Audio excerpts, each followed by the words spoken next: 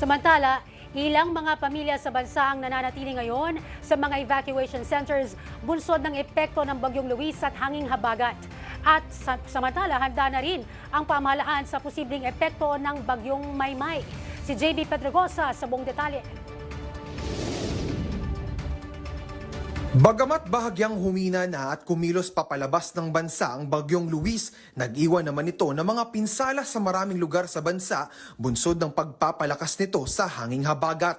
Sa La Union, na isa sa mga probinsya na lubhang napuruhan sa pananalasa ng habagat at Bagyong Luis, ilang mga barangay ang nalubog sa baha at nakaranas ng power interruption bunsod ng malakas at tuloy-tuloy na pag-ulan. Agad namang rumisponde ang lokal na pamahalaan ng La Union, katuwang ang Provincial Disaster Risk Reduction Management Office sa mga apektadong mga residente. Nakataas na ang red alert status sa probinsya habang patuloy ang ginagawang monitoring lalo't may isang bagyo pang binabantayan sa labas ng bansa. Samantala, base sa pinakahuling datos ng Office of the Civil Defense, nasa mahigit 9,000 na ang apektado ng Bagyong Luis at habagat sa bansa. Mahigit 7,700 na pamilya naman ang apektado sa Cagayan Valley, Central Luzon, Bicol Region at Zamboanga Peninsula. Habang tinatayang nasa mahigit 3,000 mga individual naman ang nananatili pa rin sa mga evacuation areas sa bansa.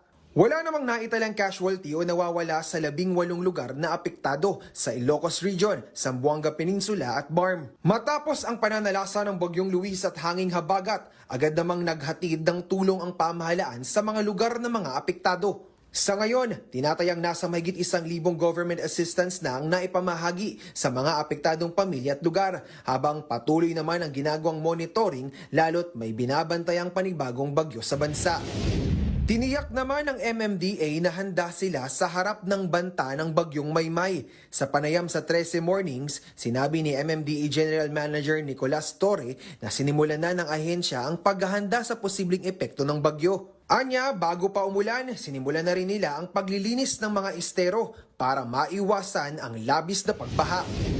Handa naman po ang MMDA. Nag-start na po ang ating paghahanda even before this rainy season. Hindi naman tayo naghihintay na bumaha bago kumilos. At bago pa dumating ang mga malalakas na ulan na ito, na-preposition na ang ating mga rescue teams, mga traffic personnel, tow trucks, rescue boats at iba pang mga kagamitan sa mga lugar na madalas bahain. But most importantly, bago pa dumating ang mga ulan na ito, naglinis na tayo ng estero, nag-inspection na rin tayo ng ating mga pumping stations at sinisigurado natin na handa tayo pag dumating ang malakas na ulan. Para sa totoong balita sa Bagong Pilipinas, JB Piedragosa, 13 sa tanghali ng Congress TV.